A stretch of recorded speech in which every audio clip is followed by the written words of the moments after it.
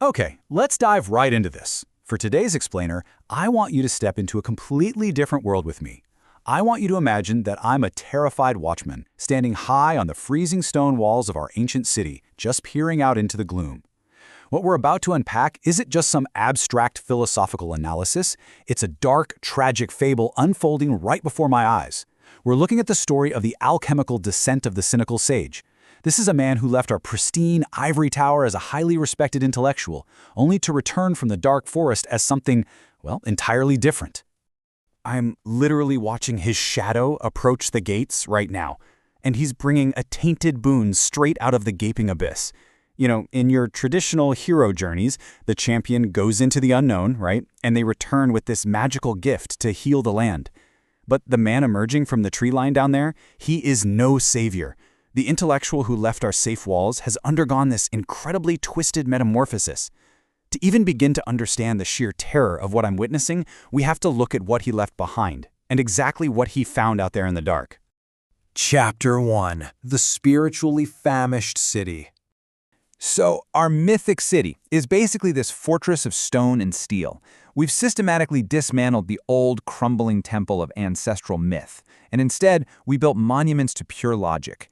We achieved this state of rationalist supremacy that gives us effortless efficiency and physical security. But you know, the cost of that cold, sterile logic is this massive psychic vacuum. We are physically safe, sure, but entirely spiritually famished. And feeling this strange malaise, the sage realized his brilliant mind was really just a hollow defense mechanism. So, seeking a kind of wisdom that our cold logic could literally never provide, he wandered out into the gaping abyss of human suffering.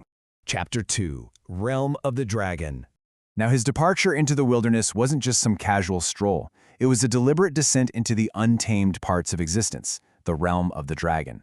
And deep in those woods, he doesn't find some glowing, benevolent deity. No, he comes face to face with a profound Nietzschean concept, the ugliest man. This isn't some external demon, okay? It's the literal personification of his own rejected shadow and his deep internal shame.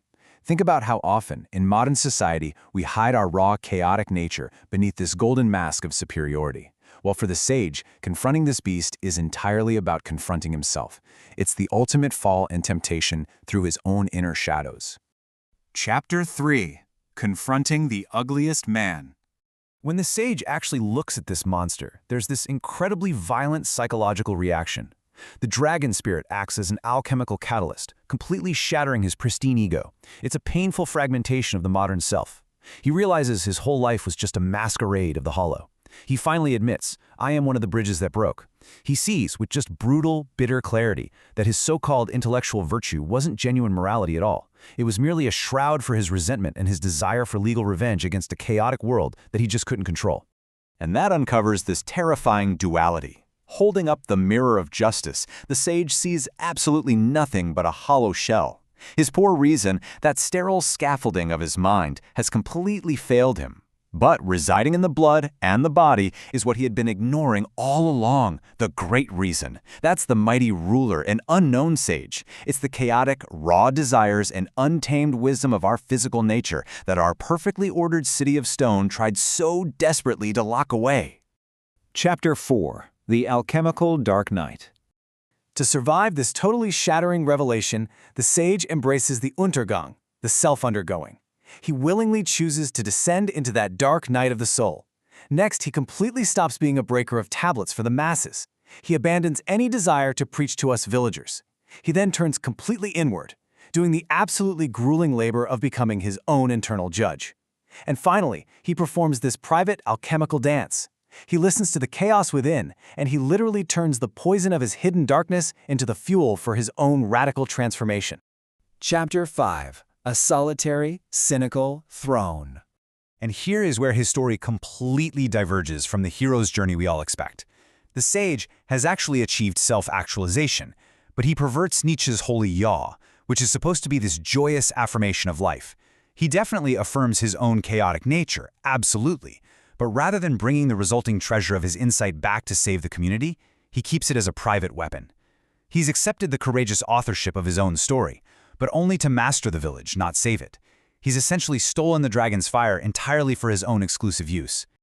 As I watch his silhouette grow larger and larger against the twilight, my dread just deepens. He's transitioned from that hollow shell into the absolute architect of his own meaning. But we really have to ask ourselves, what exactly has he built in the ruins of his old rationalist worldview? What kind of dark temple has he constructed out there? He's built a solitary throne of cynical sovereignty. He's completely redefined the age of the hero into a state where the fully unified individual reigns supreme over the void of our spiritually empty world. He intends to sit on that throne, powerful, integrated, and utterly terrifyingly devoid of empathy. Chapter 6. The Tainted Boon Returns. The prologue of his journey ends right here, and our terrifying reality begins. He is currently standing at the city gates. Looking down from the wall, I can see his eyes, and they reflect this newfound inner certainty that is just as cold as the steel of our city. He hides his cynical wisdom behind a new, more terrifying mask, leaving the world to tremble.